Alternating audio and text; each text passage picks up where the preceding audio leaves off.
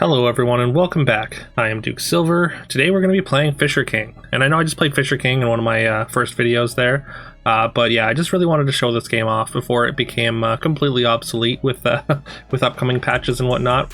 As of right now, there is a new patch that has removed a lot of the power from pirates and Barbaros as a unit and added a new unit. So that has made it to live. Just so you're aware. But yeah, we start off with a relatively decent dwarfy start here. We get dwarfy with a weapon in the shop that we get to buy immediately, as well as we get to pick up another weapon and a demon here. There's another shield in the shop as well, so we're pretty happy to pick that up. I mean, there's not a lot of characters here that we really want to take, so we take the bluebell. It also kind of hedges us into stars. But yeah, we wanted to take a roll and then have the a one cost equipment, but we can't guarantee getting that on a roll, so we just take a character for now and just be happy with that. Generally, like if I see a dwarfy and cheap items, I'll just kind of take them early. Whether that leads me into dwarves or not, it's just a good way to bank gold, and dwarfy offers a decent amount of tempo with those items. All right, on level 3, we're really hoping to see an Ori. Sorry, I was just trying to remember the name. Ori is the dwarf that gives any of your units holding an item +2/+3. So that's a pretty big. It's kind of a big sign to be in dwarves and kind of a good payoff for taking those cheap equipments. All right, we're just gonna sell. Pick up another dwarfy here. We did pass a couple of angels in the first shop on level 3, but we're not gonna make the same mistake and pass them up again here. They are a lot of tempo, so pretty much worth picking up if you see them together. The cat angel and the angel lord. The +4/+4 to angels aura is just such a huge bunch of stats for angels. So. I mean, there's of course the mana cost restriction, but again, very, very powerful if you can get them together early. And we do find our Ori finally. We've got 4 items. We can equip our whole front row and give them +2/+3. So we got a ton of stats right now, and we're kind of a hybrid dwarf angel. Like we can go either way. Our comp might seem a little bit confused, but honestly, like I don't mind starts like this because it lets you. It kind of gives you 2 different directions that you can go. So I'm definitely fine with our hybrid comp here. And Ori doesn't care what type of unit that you have, as long as they have an item, she still gives them the stats. We're gonna pick up a Javi here, kind of lean more into dwarves, and then we see another cat angel, which we are gonna take. None of these treasures are particularly interesting to me, so we're just gonna take we're gonna skip here and take 1 gold. I mean, it's only like 1 roll worth of gold, but I think it's still better than the low impact treasure. Let's just see one more shop, and actually we kind of get paid off for seeing one more shop. We get the ranged level 4 angel, which gets bigger for every angel that you have on your starting board. So it gets quite large, and we've got 3 angels right now, so it counts itself as well. So that's 4 angels on the starting board. See Fortuna hit a pretty decent tempo unit there. We do end up with a tie, even through their pretty strong level 6 unit. Pick up our angel, and again we're just looking for either dwarves or angels at this point. Like I guess looking only for 2 different very specific tribes is still a little bit narrow, so we do whiff a little bit here on this turn. It's a little bit unfortunate. Like again, we would just love a Javi or another level 4 angel here, or a triple for our angel lords. I don't know if we would take another Ori at this point. I think that's a little bit past its expiration date. And since we didn't find anything else, I just decided to sell off a unit and pick up a 24-25 dog, or sorry, 24-25 dog. I mean, it's really hard to beat that value. The stats per dollar ratio there is just unmatched.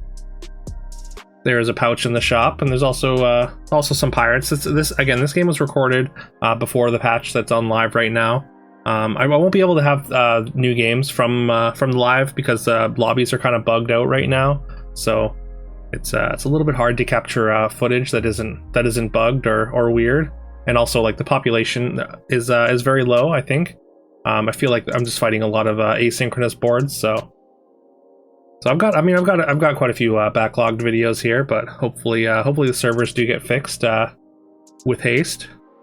Knowing Lara, it will. Lara's generally very on top of things. So, all right, we're gonna pick up our Narcissus here. There's a pair of mats there, but I don't think we want to take those. It's just like 10 gold on units that like might make our board. I don't even think they're as big as the things on our board, and we get rewarded for not bothering to try and pivot, or not taking the bait of the mats there in the shop. We find our Tempe, which we jam the pouch and some items on, and Tempe is gonna give all the items on Tempe +2/+2 every round, and that's an entrance ability. So that's really nice. And eventually, basically, the pattern that you want to play with Tempe is you want to put a bunch of stats onto the items that you get. Speaking of Tempe, there's another one, and there's also a Smithy in the shop, and then you basically transfer all those items to Smithy when you're ready to just go full stats. And Smithy has an entrance ability that says I double all the stats on the items equipped to me. So yeah, it ends up being a lot of stats if you can get quite a few turns of scaling with the Smithy.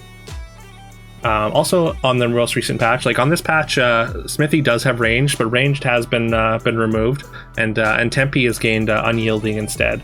So Smithy's purely a scaling character now, and Tempe is the one that you want to use for battle. Whereas, like, I mean, you'll see in this one, like, I mean, we use Tempe for quite a while because that range is just adds a lot of power to our board. Like, I mean, having ranged on a character just makes it like almost twice as good, especially when the stats are starting to accumulate like the ones that we have are. And there's our Tempe triple, so that's fantastic. Also, I completely glossed over our level 6 treasure when we got to 5.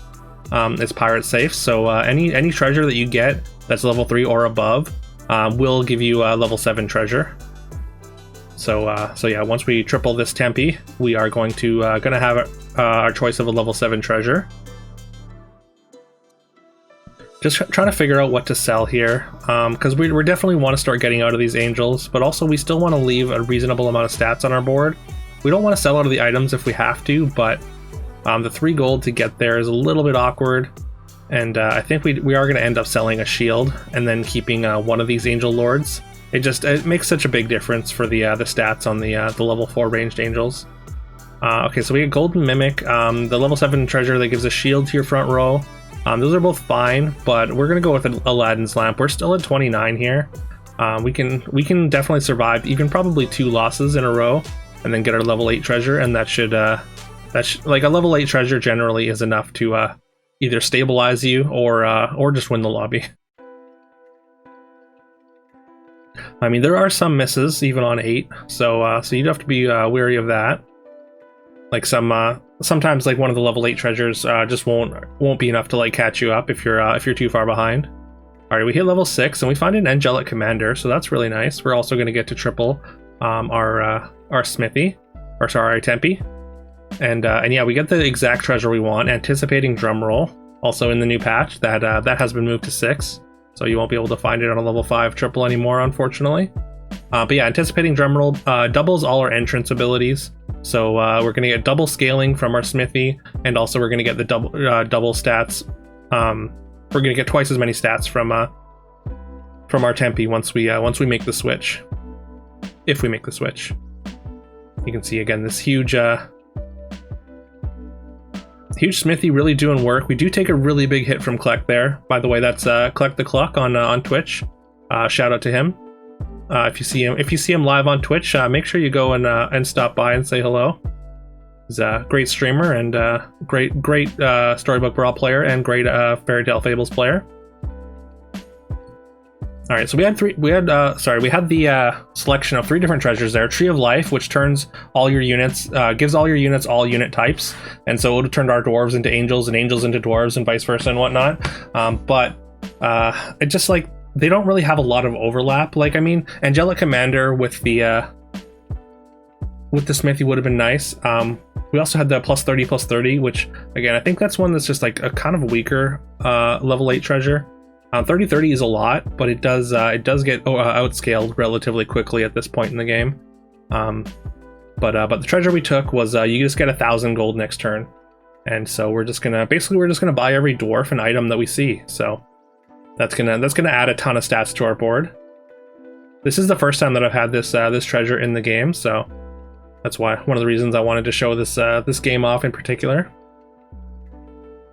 All right, and here we go. We just get to try and rapid fire buy everything you can. It's actually during this turn that I really I was really thinking that it sucks that the the big items kind of have mana restrictions, because we only have 2 mana, so we only get to buy two items that cost mana. We want the entrance runes, that's why we're passing by some of the ones that are powerful, but we can kind of do better on. We get to triple another smithy there, and that's going to give us Philosopher's Stone, which is going to give our 7th slot. It's going to make them upgraded for a fight. We just don't bother with the Angel. It costs a mana, so we don't want that at all. Even if level 4 treasure is pretty inconsequential as well. Then we triple another 5, and we get a Shard, which means the next character we buy is going to get upgraded. So we're just going to basically hold off for another 6 now. There's a Mirror Fairy, which we're going to take and upgrade. That's going to be a huge amount of stats as well. Waste a little bit of time on the sort of pump fake on Tempe. We take a Tempe eventually, because we do need item slots. Like, we want to just be buying every item that we can. We're not using all our item slots though, so I probably could have been buying more items, but at this point I was running out of time, and I figured I really wanted to desperately roll down for some of these level 6 dwarves, and we do find a triple for our Admiri here, which is going to be a lot of stats. And also we did find an entrance rune for the Admiri, so the Admiri is the entrance effect is going to go off 3 times, once for the drum roll, once for the entrance rune, so that's going to be, again, just a ton of stats. That's giving all our dwarves, I believe, +8/+8 per item that we own, and we own a lot of items, as you can see by those stacks on our smithies. And yeah, at this point we're just looking for more entrance runes. And of course multis and Admiris, and maybe another Mirror Fairy. We do skip that Mirror Fairy though. There's another multi though, which we're going to happily take. Also, we took a Sintamani Stone with our level 6 triple. That's just going to give us a random level 7 next turn. I don't think there's too much that we really care about at level 7 right now. Like, we're pretty much powerful to powerful enough to win the lobby at this point, I think. All right, and we're gonna lock the rune there. It's down to just us and Kleck now, and you can see Kleck smartly has found his way into a golden mirror on the wall, which is copying one of our golden fairies, and it's almost enough to take us down, but we do get a tie there. So honestly, at this point in the run, I was kind of or in the game, I was kind of thinking like, well, the game's just over. Like, it's kind of just autopilot to the end. But yeah, that mirror on the wall definitely made me sit up straight and start to focus, because now we have to kind of play a sort of almost a sub game, a sort of a shell game, where we have to try and dodge the mirror on the wall. So we're gonna do some weird positioning, and also we're gonna have to try and position. So we still want to have like good optimal positioning, so we're gonna go with our smithies in the back here, our big ranged, they're just our big ranged characters, and then we're gonna try and spread out these Mirror Fairies up front. It's possible that it's correct to only play one of the Mirror Fairies, but they're both so large, and yeah, you can see Kleck does guess correctly. It didn't quite get he didn't get the big Mirror Fairy, which is really nice. If he'd gone into position 1, we might not have been able to beat our own Mirror Fairy stats quadrupled, because the upgraded mirror on the wall doubles the stats of the character across from it, as well as he has the entrance rune on it, so it's getting its ability twice. So that's a very scary piece. And like the fact that we got a level 8 treasure, but we still have to kind of worry about the game is just really nice. It's nice that there is an amount of counterplay that are to even a level 8 treasure. Like, as far as stats go, like, nothing can compete with us, but it's nice that there is a scam piece that can. Also, we got a piece of infinity from our level 7 treasure, which is like those stats just don't really matter. They're not adding enough to even be worth thinking about. We did get a level 6 treasure here, but nothing here that's really going to help us. We don't have any auras, so we just skip and take a couple rolls.